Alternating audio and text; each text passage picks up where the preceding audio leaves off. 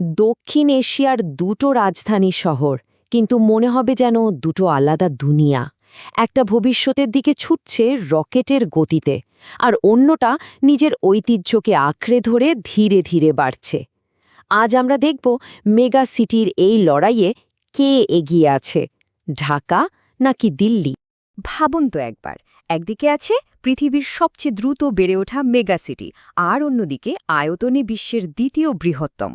তো এই দুই অতিকায় শহরের গল্পটা ঠিক কেমন, চলুন একটু গভীরে গিয়ে দেখি। তো যে কোনো শহরের গল্প শুরু হয় তার মানুষজনকে দিয়ে, তাই না? চলুন প্রথমেই দেখি এই দুটো শহরে ঠিক কত মানুষ থাকে, আর এত বিশাল জনসংখ্যা তাদের জীবনযাত্রাকে কিভাবে গড়ে তুলছে। দিল্লির কথা যদি বলি, ২০২৪ সালের হিসাব অনুযায়ী এখানকার জনসংখ্যা প্রায় ৩,৪০,০০,০০০। চিন্তা করা যায়? মানে টোকিওর ঠিক পরে এটা এখন বিশ্বের দ্বিতীয় সবচেয়ে জনবহুল শহর। আর আমাদের ঢাকা, সেও কিন্তু খুব একটা পিছিয়ে নেই।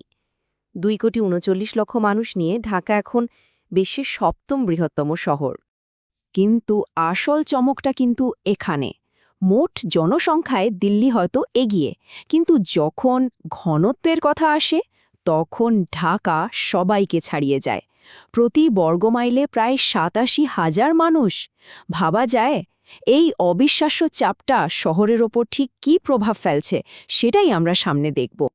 এই যে স্যাটেলাইট থেকে তোলা ছবিগুলো, এগুলো কিন্তু শুধু ছবি নয়, এগুলো কয়েক দশকের একটা গল্প বলছে। স্ক্রিনে যে লাল আর উজ্জ্বল এলাকাগুলো দেখা যাচ্ছে, ওগুলোই হলো নতুন নতুন রাস্তা, নতুন সব বিল্ডিং। দেখলেই বোঝা যায় শহর দুটো কি অসম্ভব দ্রুত গতিতে বড় হয়েছে। আচ্ছা, এত কোটি কোটি মানুষের পেট চলে কিভাবে? তাদের জীবিকাটা আসে কোত্থেকে? চলুন এবার অর্থনীতির লড়াইয়ে কে কোথায় দাঁড়িয়ে আছে সেটা একটু দেখি। আর শুধু মোট অর্থনীতির আকার না, আমরা দেখব সাধারণ মানুষের পকেটের অবস্থাটা আসলে কেমন। দেখুন, অর্থনীতির মোট আকারের দিক থেকে যদি বলি, দিল্লি কিন্তু ঢাকার চেয়ে অনেকটাই এগিয়ে। দিল্লির টোটাল জিডিপি প্রায় $৪২০ বিলিয়ন আর ঢাকার ২১৪ বিলিয়ন, মানে প্রায় দ্বিগুণ। কিন্তু এখানেও একটা কিন্তু আছে। যখনই আমরা মাথাপিছু আয়ের দিকে তাকাই, মানে জনপ্রতি আয় কত, তখন কিন্তু পার্থক্যটা অত বড় না। দিল্লিতে মাথাপিছু আয় প্রায় $২৫,০০০ আর ঢাকায় সেটা $১৮,০০০। এর মানে কি দাঁড়ালো? ঢাকার অর্থনীতিটা হয়তো তুলনামূলকভাবে বেশি মানুষের মধ্যে ভাগ হয়ে যাচ্ছে। তবে অন্যান্য দিক থেকে দেখলে দিল্লির অবস্থা বেশ শক্তপোক্ত। যেমন দিল্লিতে দারিদ্র্যের হার মাত্র ২.৯%, যেখানে ঢাকায় এটা ১৭.৪%। আবার সাক্ষরতার হার বা হিউম্যান ডেভেলপমেন্ট ইন্ডেক্সেও দিল্লি এগিয়ে। এই হিউম্যান ডেভেলপমেন্ট ইন্ডেক্সটা হলো মানে সোজা কথায় স্বাস্থ্য, শিক্ষা আর জীবনযাত্রার মানের একটা গড় হিসাব। তো সব মিলিয়ে জীবনযাত্রার সার্বিক মানে দিল্লি কিন্তু এখনও অনেকটাই এগিয়ে। সম্পদের কথা যখন উঠলই, তখন একটা চমকপ্রদ তথ্য দেই। দিল্লিতে বিলিয়নেয়ার আছেন ৫৭ জন, যা শহরটাকে বিশ্বের অন্যতম একটা ধনী কেন্দ্র বানিয়েছে। আর ঢাকায়, আচ্ছা, পুরো বাংলাদেশে অফিসিয়াল বিলিয়নেয়ার্সের সংখ্যা মাত্র ১ জন। শুধু এই একটা তথ্যই কিন্তু দুই শহরের সম্পদ বণ্টনের আকাশ-পাতাল ফারাকটা চোখে আঙুল দিয়ে দেখিয়ে দেয়। তো এতক্ষণ তো আমরা অনেক সংখ্যার আর ডেটা নিয়ে কথা বললাম, জনসংখ্যা, অর্থনীতি, সম্পদ। কিন্তু এই সব কিছুর আসলে মানেটা কি? একজন সাধারণ মানুষের দৈনন্দিন জীবনে এগুলোর প্রভাবটা ঠিক কেমন? চলুন এবার সেই বাস্তব অভিজ্ঞতার দিকে একটু নজর দেই। দুঃখজনক হলেও সত্যি, দুটো শহরের জন্যই একটা ভয়াবহ বাস্তবতা হল বায়ু দূষণ। দিল্লি এখন বিশ্বের সবচেয়ে দূষিত শহর, আর ঢাকা আছে ৩ নম্বরে। বিশ্ব স্বাস্থ্য সংস্থা বলছে বাতাসে PM2.5-এর নিরাপদ মাত্রা হল ৫, অথচ এই দুটো শহরেই সেটা প্রায় ১৫ থেকে ২০ গুণ বেশি। এটা একটা ভয়ঙ্কর স্বাস্থ্য ঝুঁকি, কোনো সন্দেহ নেই। এবার আসি স্বাস্থ্যসেবার কথায়। এখানেও কিন্তু দিল্লি বেশ খানিকটা এগিয়ে আছে।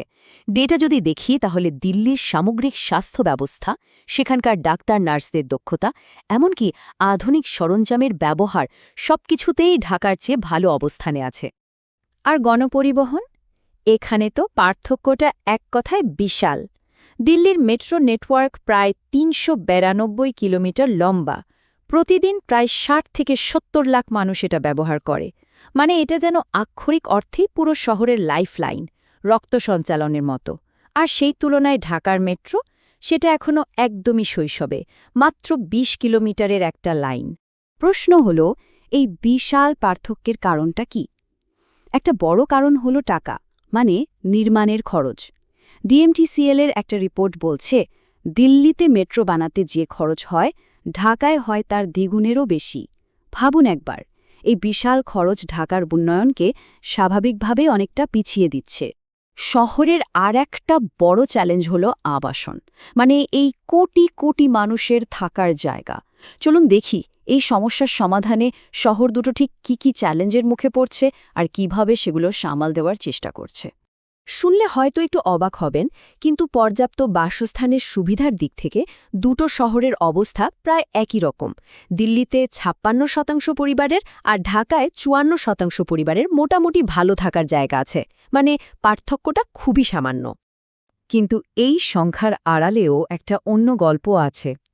গত ১০ বছরে দিল্লিতে নতুন করে আবাসন ব্যবস্থার উন্নতি প্রায় থমকে গেছে। অন্যদিকে ঢাকা কিন্তু স্যানিটেশন ব্যবস্থার উন্নতিতে দারুণ কাজ করেছে। সোজা কথায় বললে, দিল্লির মূল সমস্যা হল থাকার জায়গার অভাব, আর ঢাকার মূল চ্যালেঞ্জ হল সেই থাকার জায়গায় আধুনিক সুযোগ সুবিধার অভাব। তাহলে এই যে এত কিছু আমরা দেখলাম, এই পুরো তুলনার পর আমরা ঠিক কোথায় দাঁড়ালাম? চলুন সব মিলিয়ে একটা সারসংক্ষেপ করা যাক, আর বোঝার চেষ্টা করি এই দুই শহরের ভবিষ্যতের পথটা ঠিক কেমন হতে পারে। পুরো ব্যাপারটা যদি এক কথায় বলতে হয়, তাহলে দিল্লি হল একটা প্রতিষ্ঠিত অর্থনৈতিক শক্তি। এর অবকাঠামো অনেক উন্নত, কিন্তু শহরটা মারাত্মক দূষণ আর আবাসন সংকটে ধুঁকছে। অন্যদিকে ঢাকা এগোচ্ছে অবিশ্বাস্য গতিতে, বিশেষ করে মানুষের জীবনযাত্রার মান বাড়ানোর ক্ষেত্রে, কিন্তু অবকাঠামো আর দারিদ্র্যের মতো বড় বড় চ্যালেঞ্জগুলো এখনও তার পথ আটকে দাঁড়িয়ে আছে। তো শেষ প্রশ্নটা হলো এটাই, ভবিষ্যতের দিকে এগিয়ে যাওয়ার এই প্রতিযোগিতায় কোন শহরের মডেলটা তার নাগরিকদের জন্য শেষ পর্যন্ত বেশি টেকসই আর সফল প্রমাণিত হবে? দিল্লির প্রতিষ্ঠিত শক্তি নাকি ঢাকার অপ্রতিরোধ্য গতি? ভাবনার বিষয়, তাই না?